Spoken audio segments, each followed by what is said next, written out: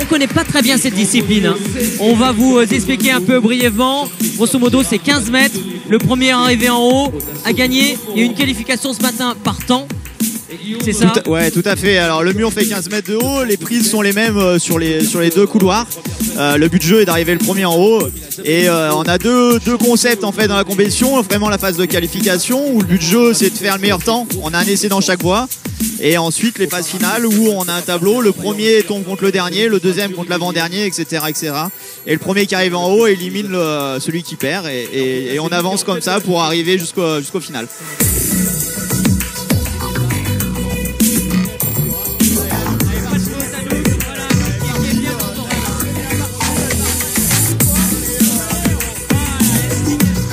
C'est parti, Lucas qui est bien parti, et Adrien qui produit un bel effort, Lucas revient, il a fait une petite erreur et Adrien du coup repasse devant. C'est Adrien Lemaire, applaudissements pour Lucas Técher qui nous quitte.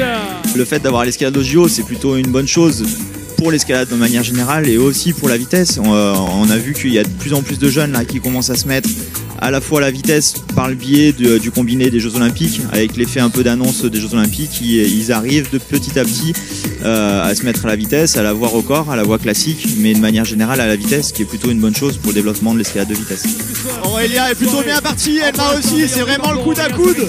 Là, on va attendre jusqu'au bout. Attention, buzzer, ça joue au buzzer. Voilà.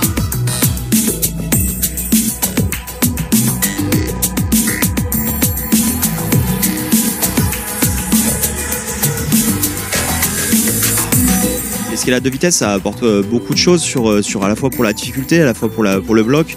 Pour le bloc, ça va aider aussi un peu à avoir toutes les questions de timing qu'on peut avoir sur la vitesse, c'est-à-dire arriver à coordonner en fait les actions effectuées avec les bras et les jambes et arriver à faire ça de la manière la plus efficiente possible. C'est ce qu'on va aussi retrouver souvent en bloc donc.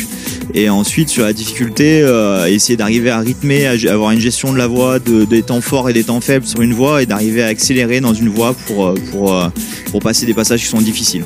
Et c'est parti. Guillaume à gauche et Adrien à droite. Guillaume est parti très vite. Pareil qu'Anouk, il arrive à être très fluide dans son escalade. 6,75, c'est quand même un très bon temps. On rappelle de son 6,48 en qualification. Ah, ça va être compliqué, elle est concentrée, elle est en vert, elle est chez elle. Effectivement, Anouk à la maison, ça va pas être facile d'aller la chercher. Maintenant, on va voir ce qui va se passer. Vous suivez en direct la finale. Escalade de vitesse. Anouk, c'est bien parti pour Anouk. Elle nous a fait une petite erreur en bas, elle nous a manqué un peu de puissance. Ouais. Voilà, 7,62 à l'égal, son record personnel aujourd'hui.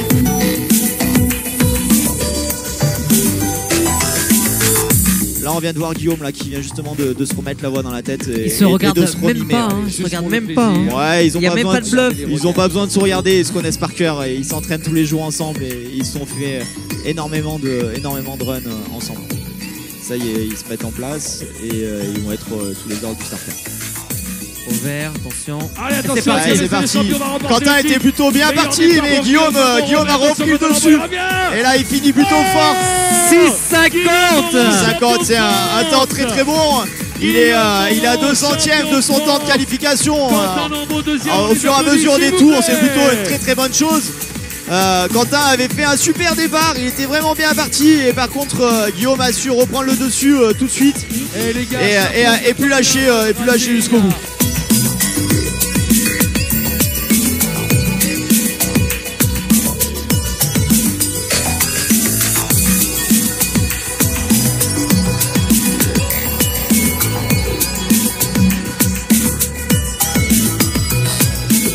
L'intérêt de la voie classique, il est multiple et forcément il y a toujours un intérêt un peu historique. La voie classique, c'est quand même la base de l'escalade de vitesse. À chaque fois, on changeait de voie sur les compétitions vraiment de manière historique et ensuite on est venu vers la voie record. Donc c'est plutôt une bonne chose de se garder ce côté-là. Et ensuite, le côté adaptation sur chaque compétition reste intéressant. On n'est pas à l'abri aujourd'hui que la voie record change dans le futur et il faut que nos grimpeurs sachent se remettre à niveau et s'adapter assez rapidement sur des nouvelles choses et être le plus performant possible, le plus rapidement possible.